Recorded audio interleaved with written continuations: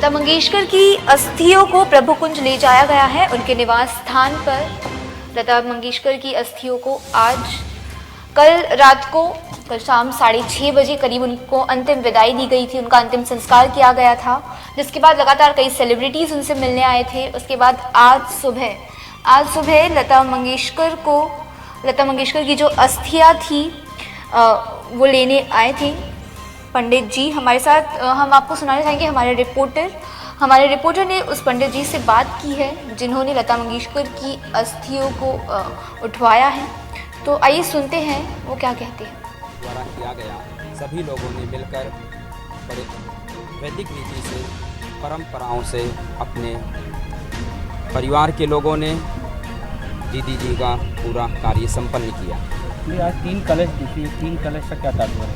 ये अपने देखिए ऐसा होता है, परिवार के लोग अपनी अपनी तरफ से जो है बांटना चाहते हैं। जैसे जहाँ जिसको विसर्जित करना होता है, कुछ लोग भूमि में विसर्जित करते हैं, पेड़ों की जड़ों में डाल देते हैं, कुछ लोग गंगा जी में डालते हैं, कुछ लोग अपने अपने तरीक़ों से डालते हैं। इसलिए 3 कलशों का वहाँ पर। आगे क्या कार्यक्रम है? आगे का कार्यक्रम अब परिवार के लोग ही इसके बारे में आपको जानकारी दे सकते हैं।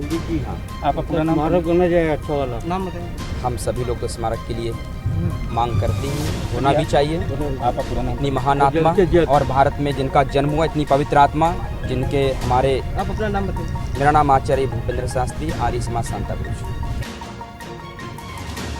तो आपने सुना, ये पंडित जी थे जिन्होंने लता मंगेशकर के भतीजे आदि मंगेशकर से उनकी अस्थियां उठाई है।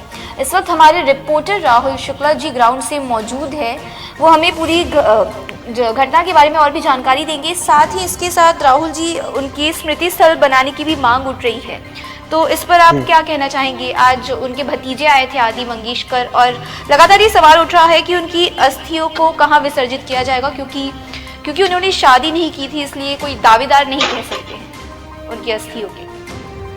जी तृप्ति, स्वर कोकिला लता मंगेशकर कल हमारे बीच नहीं रही हैं और उसी को लेकर कल जिस तरीके से पदयात्रा करते हुए मुंबई के शिवाजी पार्क मैदान में यहाँ पे उनका जो है अंतिम संस्कार किया गया। देश के प्रधानमंत्री नरेंद्र मोदी कल यहाँ पे आए हुए थे, तो उसके साथ ही महाराष्ट्र के मुख्यमंत्री सहित कई अन्य मंत्री भी यहाँ पे मौजूद थे। और आपको बता दें कि यही वो स्थान है जहाँ पे उनका अंतिम संस्कार किया गया। और इसके बाद जो है आज सुबह जो है उनके भतीजे लता मंगेशकर के आदिनाथ मंगेशकर वो यहाँ पे आए हुए थे, उनके पुत्र भी आए हुए थे, और उनके द्वारा जो है 3 अस्थि कलश तैयार की गई, जिनमें उनका जो अस्थियां थी वो निकाली गई और उस कलश के अंदर रखा गया है। अब इस अस्थि कलश को लेकर जो है उनके घर प्रभु कुंज ले जाया जाएगा। अब इसके बाद अब ये देखना यह है कि इस अस्थि कलश को विसर्जन कहाँ किया जाना है। ऐसे में लोगों का कहना है, जिस तरीके से हमने पंडित जी से भी बात की, तो उन्होंने कहा कि परिवार के लोग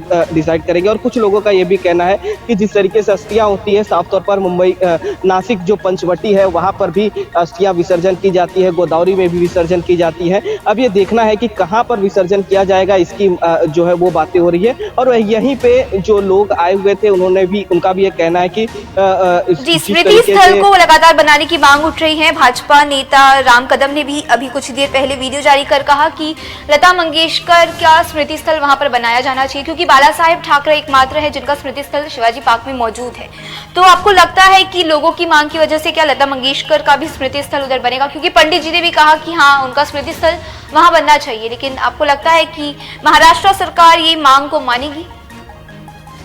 जी जरूर, क्योंकि ये भारत रत्न है और जिस तरीके से ये देश और विदेशों में स्वर कोकिला जो है काफ़ी प्रचलित रही हैं, देश के लोग उनसे बहुत ही प्यार करते हैं और उनका स्मारक जो है ज़रूर बनना चाहिए। उनके लोग जो है, उनके फैंस हैं, वो भी यही मांग कर रहे हैं और सरकार भी ज़रूर इस पर ध्यान दे रही है। अभी ये जो जगह है, क्योंकि यहीं पर ही उनका जो है अंतिम संस्कार किया गया था और बाला साहेब ठाकरे का भी जो थे यहाँ पे ही उनका अंतिम संस्कार किया गया था। तो ज़रूर जो यहाँ पे फैंस थे वो चाहते थे, क्योंकि भारत रत्न है, महाराष्ट्र की सबसे प्रचलित गायिका रही हैं और देश में काफ़ी उन्होंने नाम कमाया है। तो इसकी वजह से लोग चाहते हैं कि उनका भी स्मारक यहीं स्थान पर बने। उनकी फैन की मांग है। अब देखना यह है कि सरकार इसे कितने जल्द से जल्द इसे यहाँ पर बनाने की कोशिश करती है। जी, तो शुक्रिया राहुल जी हमें जानकारी देने के लिए। आपको बता दें कि लता मंगेशकर कल सुबह 8 बजे निधन हो गया था, जिसके बाद शाम 6:30 बजे उन्हें अंतिम विदाई दी गई। प्रधानमंत्री नरेंद्र मोदी खुद मुंबई पहुंचे थे शिवाजी पार्क में, जहां उन्हें अंतिम विदाई दी गई, अंतिम श्रद्धांजलि दी गई। प्रधानमंत्री नरेंद्र मोदी के साथ मुख्यमंत्री उद्धव ठाकरे, आदित्य ठाकरे सहित कई सेलिब्रिटीज भी, शाहरुख खान, आमिर खान सहित कई सेलिब्रिटीज भी वहां पर पहुंचे थे लता मंगेशकर को अपनी अंतिम विदाई देने के लिए। जिसके बाद अब आज उनके भतीजे जो है, लता मंगेशकर के भतीजे आदि मंगेशकर ने उनकी अस्थियों को कलश में भरा, और पंडित जी ने जो जानकारी दी उसके मुताबिक अब परिवार वाले देखेंगे कि उनकी अस्थियों को कहां विसर्जित किया जाएगा। लेकिन सबसे बड़ा सवाल ये अब स्मृति स्थल को लेकर उठ रहा है, क्योंकि भाजपा नेता राम कदम ने भी अब वीडियो जारी कर कह दिया है कि उनका स्मृति स्थल जरूर बनना चाहिए, क्योंकि एकमात्र स्मृति स्थल सिर्फ बाला साहेब ठाकरे का शिवाजी पार्क में मौजूद है। और क्योंकि भारत रत्न लता मंगेशकर, जिन्होंने 92 साल की उम्र में कल मल्टी ऑर्गन फेलियर की वजह से उनकी जान चली गई, कल उनका निधन हो गया सुबह 8 बजे। इसके बाद लगातार उनकी स्मृति स्थल बनाने की मांग उठ रही है। अब देखना होगा कि महाराष्ट्र सरकार इस पर क्या फैसला लेती है।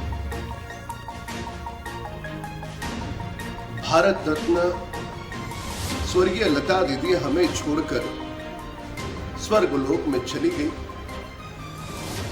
पूरे जीवन काल में उन्होंने 30,000 से अधिक गाने गाए। जब तक इस धरती पर सूरज है, चांद है, तब तक उनकी आवाज अजरामर रहेगी। जिस स्थली पर उनका अंतिम संस्कार हुआ, जिस स्थली पर वे पंचतत्व में विलीन हो गई, उसी स्थली पर उनकी याद में स्मृति स्थली बने, जो देश और दुनिया को प्रेरणा दे। और ये मांग करोड़ों करोड़ों उनके चाहने वाले लोगों की है।